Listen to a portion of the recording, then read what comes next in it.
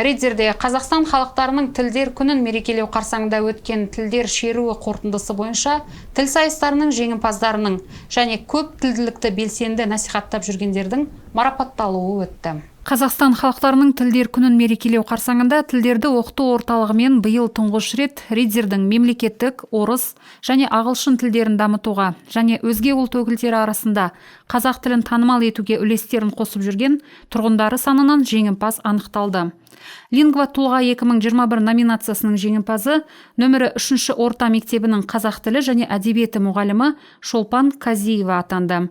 15 жылдық тәжірибесі бар педагог сыныптан тыс шараларды ұйымдастыру жөніндегі оқыту құралының әдістемелік жобаның авторы болып табылады.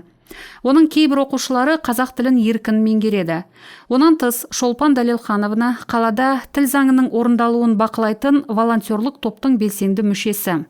Ридзер әкімі Дмитрий Горьковой жеңімпаз дипломын табыстады. Біздің көп ұлтты мемлекетімізде мемлекеттік тілді, көп тілділікті дамытуға үлес қосып жүрген әрі көптеген әлем тілдерін жетік меңгеретін адамдар өте көп. Бүгін біз қаламызда мемлекеттік тілдің аясын кеңейтуге, көп тілділікті дамытуға үлес қосып жүрген адамдарды марапаттап, ескеруге жиналдық. Ол адамдарға зор денсаулық, бейбіт өмір тілейміз.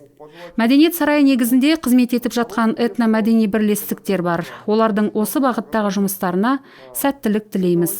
Ұлтаралық келісіміміз, бірлігіміз арта берсін. Тілдер шеруі фестивалі аясында Білім және ғылым министрлігінің тіл саясаты комитеті төрағасының құрмет грамотасы мен Ридзерлік тілдерді оқыту орталығының директоры Құралай Садықова ескерілді.